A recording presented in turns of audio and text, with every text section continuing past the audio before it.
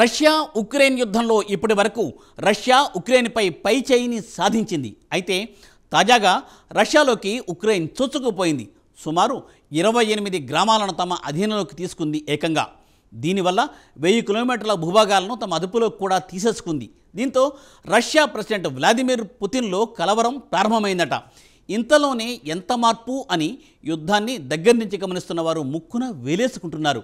ఇక అసలు విషయానికి వస్తే బ్రిటన్ చెందిన ఛాలెంజర్ 2 ట్యాంకును ఉక్రెయిన్ వినియోగించి రష్యాను ముప్పు తిప్పలు పెట్టి 3 చెరువుల నీళ్లు తాగిస్తోందట. ఇంతకు ఛాలెంజర్ 2 ట్యాంక్ ప్రత్యేకతలు ఏంటో ఈ స్టోరీలో చూద్దాం.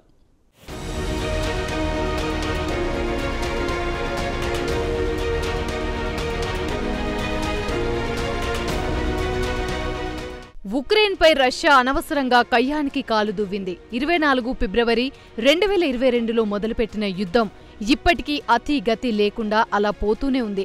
ఇప్పటివరకు ఉక్రెయిన్పై రష్యా ఆధిపత్యం కొనసాగించింది. దాదాపు ఉక్రెయిన్ పని అయిపోయిందని అంతా భావించారు. ఉక్రెయిన్లోని కొంత భాగాన్ని కూడా రష్యా ఆక్రమించింది. అయితే ఇటీవలే కాలంలో ఉక్రెయిన్ మాత్రం తన విశ్వరూపం చూపిస్తోంది. రష్యాలోని సుమారు 28 గ్రామాలను ఆక్రమించింది. దాదాపు 1000 చదరపు కిలోమీటర్ల భూభాగాన్ని ఉక్రెయిన్ స్వాధీనం చేసుకుంది. అయితే ఇంతలో అంత మార్పు ఎలా అని చర్చ మొదలైంది. దీనికి ప్రధాన కారణం ఉక్రెయిన్కు బ్రిటన్ ఛాలెంజర్ 2 ట్యాంకులను అందించడంతో సరికొత్త జోష్ ఉక్రెయిన్ రష్యాపై దండయాత్ర మొదలుపెట్టింది. ఉక్రెయిన్ సైనికులకు బ్రిటన్ రహస్యంగా ఈ ట్యాంకులపై శిక్షణ కూడా ఇచ్చింది. దీంతో ప్రస్తుతం యుద్ధ రంగంలో ఈ ట్యాంకులను వినియోగించి రష్యాకు చుక్కలు చూపిస్తోంది.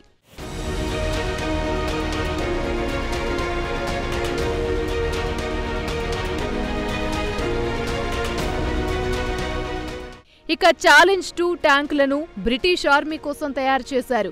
బ్రిటన్, జర్మనీ కలిసి ఈ యుద్ధ ట్యాంకును అభివృద్ధి చేశాయి. ఈ యుద్ధ ట్యాంకును కోసోవో, బోస్నియా, ఇరాక్ యుద్ధంలో వినియోగించారు. సుమారు 62 టన్నుల బరువు కలిగి ఉంటుంది ఈ ట్యాంక్. ఈ ట్యాంకుతో ఉక్రెయిన్ రష్యాను ధీటుగా ఎదుర్కొంటుంది. అయితే ఉక్రెయిన్ మొట్టమొదటిసారి రష్యాపై ఈ యుద్ధంలో వినియోగిస్తుంది. అయితే ఇటు బ్రిటన్ రక్షణ మంత్రిత్వ శాఖ కానీ, ఉక్రెయిన్ ఆర్మీ కానీ దాని గురించి బహిరంగంగా వ్యాఖ్యానించడానికి నిరాకరిస్తున్నారు. బ్రిటన్ ప్రభుత్వ పాలసీ ప్రకారం రష్యా భూభాగంలో బ్రిటన్ ఆయుధాలు వాడుకునే స్వేచ్ఛ ఉక్రెయిన్కు ఉందని తెలిపింది.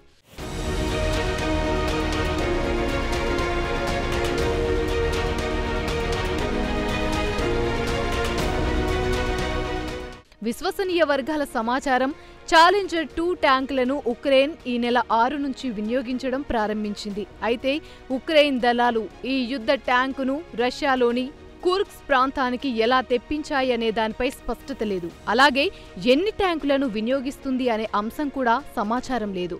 అయితే ఉక్రెయిన్కు చెందిన శక్తివంతమైన 82వ ఎయిర్ అసెల్ట్ బ్రిగేడ్ యూనిట్ గత ఏడాది నుంచి బ్రిటన్కు చెందిన ఈ ట్యాంకును వినియోగిస్తుందనే సమాచారం.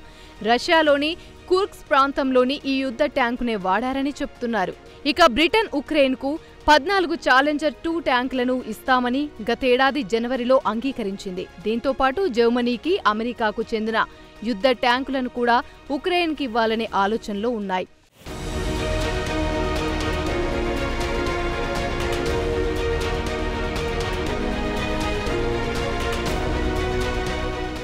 అయితే ఇక్కడ ఆశ్చర్యం కలిగించే అంశమేంటంటే గతేడాది సెప్టెంబర్లో బ్రిటన్కు చెందిన యుద్ధ ట్యాంకులను రష్యా ధ్వంసం చేసింది. అయితే మొట్టమొదటిసారి ఛాలెంజర్ 2 యుద్ధ ట్యాంకును వినియోగించిన ఉక్రెయిన్ ప్రస్తుతం రష్యాకు చుక్కలు చూపిస్తుంది.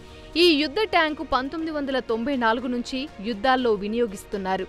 ఛాలెంజర్ ట్యాంకు బరువు 62.5 టన్నులు కాగా 120 mm రైఫిల్ గన్ అందుబాటులో ఉంచారు. దీంతో 7.62 mm చైన్ గన్ కూడా దీనికి ఉంచారు. తాజాగా కుర్స్క్ ప్రాంతాన్ని ఉక్రెయిన్ స్వాధీనం చేసుకోవడంతో రష్యాకు ఇది వేకప్ కాల్ అని ఉక్రెయిన్ సైనికులు చెబుతున్నారు.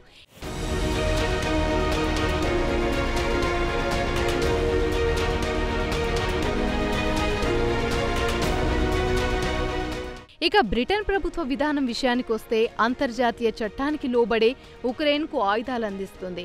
బ్రిటన్ ప్రధాన ఉద్దేశం మాత్రం రష్యా దాడి నుంచి ఉక్రెయిన్ తనను తాను కాపాడుకోవడానికి ఈ యుద్ధం ట్యాంకునిచ్చింది. ఇదిలా ఉండగా బ్రిటన్ మాజీ డిఫెన్స్ సెక్రటరీ మాత్రం తాను అధికారంలో ఉన్నప్పుడే ఉక్రెయిన్కు ఛాలెంజర్ ట్యాంకులు ఇవ్వాలని నిర్ణయించారని చెప్పారు.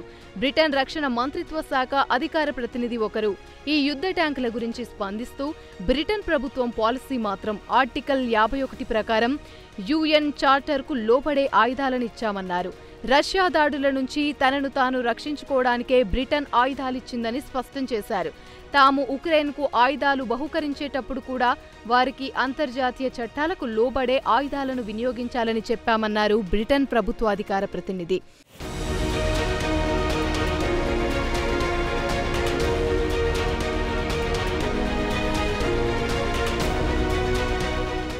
అయితే ఉక్రెయిన్ బ్రిటన్కు చెందిన ఛాలెంజర్ 2 యుద్ధ విమానాలను తీసుకుని రష్యా సరిహద్దుకు వచ్చే వరకు మూడో కంటికి తెలియకుండానే జాగ్రత్త పడింది. ప్రస్తుతం సుమారు 4000 వరకు ఉక్రెయిన్ సైనికులు రష్యాలో ఉన్నారు.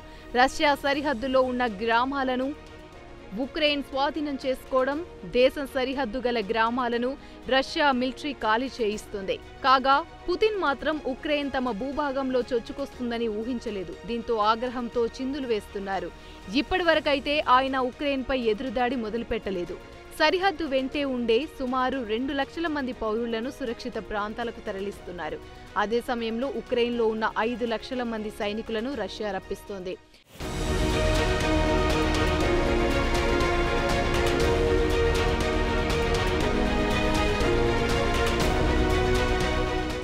జర్మనీ, బ్రిటన్ కలిసి సంయుక్తంగా అభివృద్ధి చేసిన ఈ శక్తివంతమైన యుద్ధ ట్యాంకును వినియోగించిన ఏ దేశం కూడా యుద్ధంలో ఓడిపోలేదు.